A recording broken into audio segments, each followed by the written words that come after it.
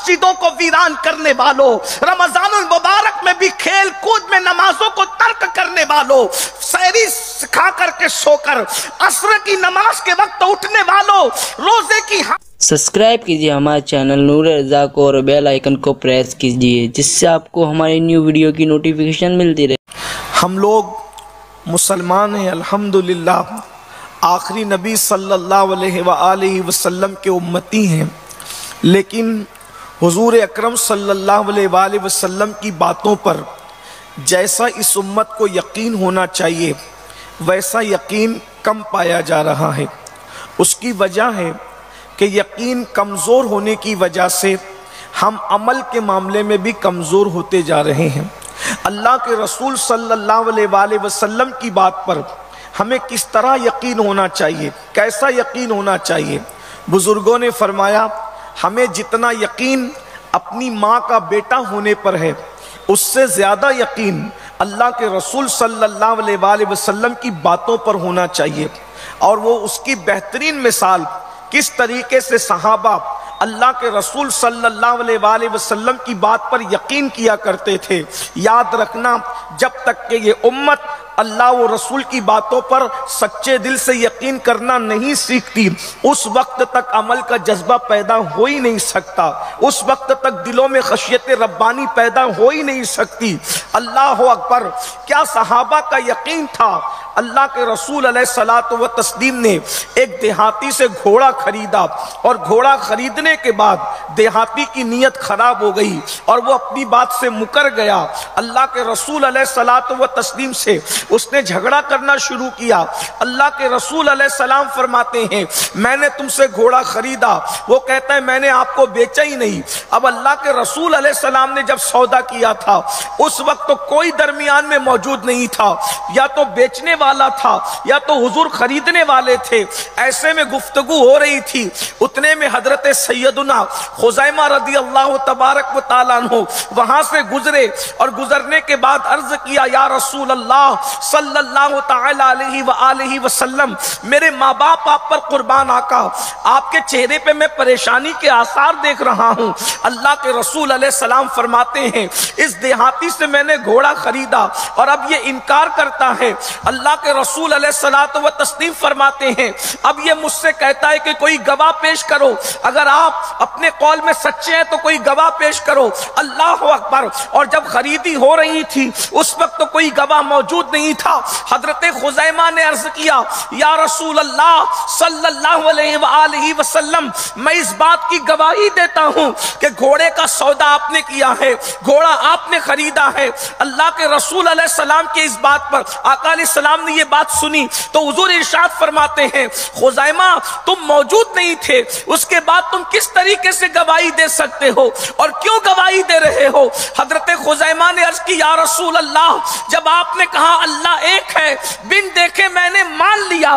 آپ زمین پہ بیٹھ کے آسمان کی خبر دیتے ہیں، جب میں اس کو مان لیتا ہوں، اتنی بڑی بات جب میں نے آپ کی مانی ہے تو گھوڑا خریدنے کی بات تو چھوٹی سی ہے، میں اس کا انکار کیسے کر سکتا ہوں؟ اللہ کے رسول علیہ السلام نے اس یقین کی بنیاد پر ان کو یہ انعام عطا فرمایا، فرمایا خزیمہ آج کے بعد تیری گواہی دو مردوں کے برابر قرار دی جاتی ہے۔ یعنی اللہ اکبر! آپ اگر کسی کے حق میں گواہی دے دیں تو اب کسی دوسرے گواہ کی ضرورت نہیں ہے، تمہاری گواہی ہی کافی ہو جائے گی۔ یہ صحابہ کرام کا یقین تھا۔ اللہ اکبر! جب یہ بات ہمارے سمجھ میں آ گئی کہ اللہ کے رسول علیہ الصلوۃ والتسلیم کی بات پر اتنا یقین ہونا چاہیے کہ کسی کی بات پر جتنا یقین نہیں ہوتا سب سے زیادہ حضور کی بات پر یقین ہو۔ اللہ اکبر! جب یقین پیدا ہوگا انسان خود بخود گناہوں سے محفوظ ہوگا، جب یقین پیدا ہوگا اس کے دل میں نیکیوں کا جذبہ پیدا ہوگا، اس لیے کہ یقین کی بات ہے۔ اب جب یقین کی بات ہے، حضور کی زبان سے جو نکل جائے، پتھر پتھر کی لکیر سے بھی زیادہ مضبوط ہے اللہ کے رسول کی زبان سے جو نکل جائے، بلکہ یہاں تک عشاق کہتے ہیں اگر وہ دن کے وقت کہہ دے کہ رات ہے تو امتی پر لازم ہے کہ وہ دن کو رات ماننے کے لیے تیار ہو جائے، کیونکہ ہماری آنکھیں خطا کر سکتی ہے، مصطفیٰ جان رحمت کی زبان کبھی خطا نہیں کر سکتی، کیونکہ وہ اپنی مرضی سے نہیں کہتے۔ وما ينطق عن الهوى ان هو الا وحی یوحی، وہ جو کچھ کہتے ہیں زبان ان کی ہے، کلام خداوند قدوس کا ہے، انہوں نے اپنی مرضی سے کبھی بات ہی نہیں کہی۔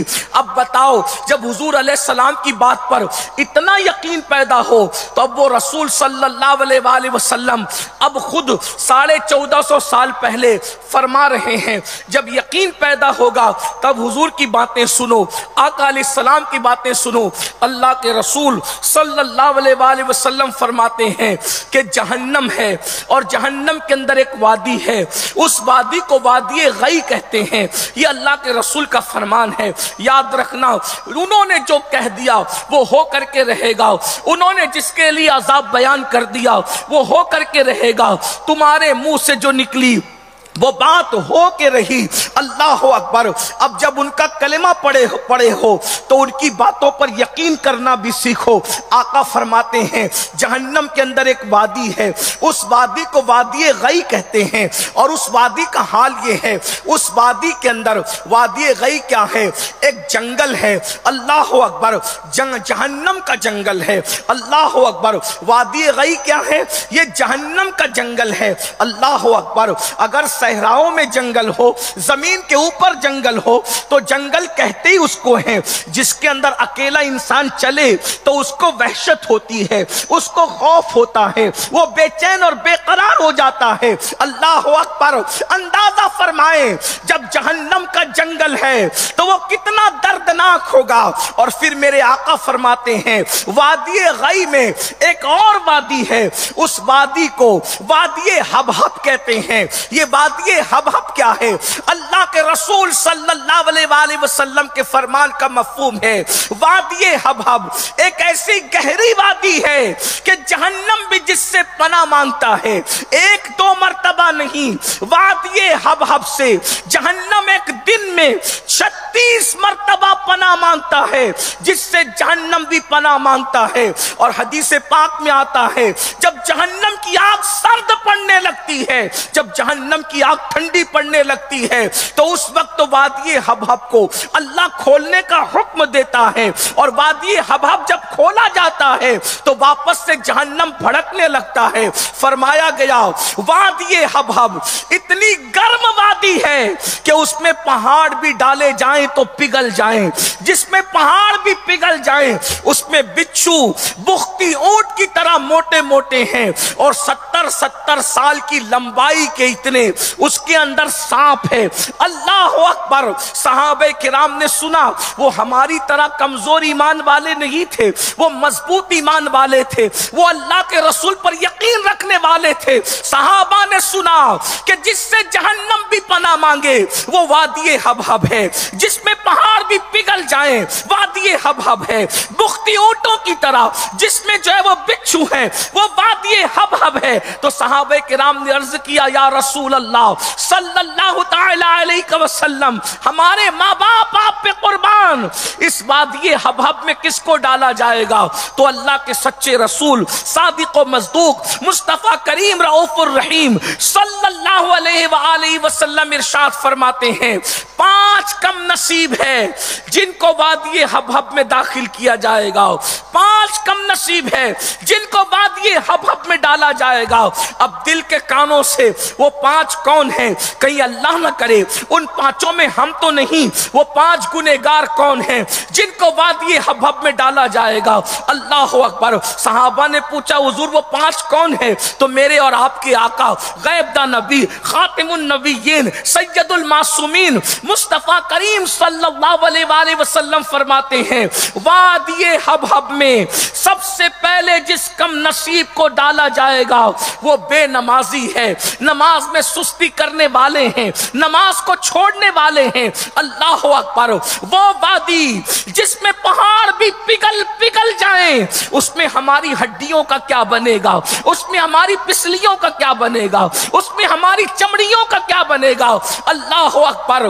कांटों से डरने वालों, गर्मी और सर्दी के मौसम से बेचैन और बेकरार होने वालों, जरा बताओ तो सही, वादिये हबहब में जलना पड़ेगा, वो भी कितना। इमाम अहले सुन्नत सैयदी आला हजरत मेरे इमाम फतावा रज़िया शरीफ में लिखते हैं एक वक्त की नमाज छोड़ने पर हजारों साल जलना पड़ेगा। 1-2 नहीं, हजारों साल एक वक्त की नमाज छोड़ने पर, हजारों साल। और इमाम ने अपनी तरफ से नहीं लिखा, हदीस की रोशनी में लिखा, अहदीस का इतने मजमुआ निचोड़ करके पेश किया। मुझे बताओ हजारों साल किसे कहते हैं? 1 मिनट दुनिया की आंख पर उंगली रख करके देखो और अंदाजा लगाओ। मस्जिदों को वीरान करने वालों, रमजानुल मुबारक में भी खेल कूद में नमाजों को तर्क करने वालों, सहरी खा करके सोकर असर की नमाज के वक्त उठने वालों, रोजे की हालत में भी नमाजों को तर्क करने वालों, आपको डर नहीं लगता? हमें डर नहीं लगता जब मुस्तफा जाने रहमत की बात सच्ची है, यकीनी है, उनके मुंह से जो निकले वो हक है, तो अल्लाह के रसूल अलैहिस्सलाम फरमा रहे हैं सबसे पहला कम नसीब जो वादी हबहब का निशाना बनेगा वो बेनमाजी है।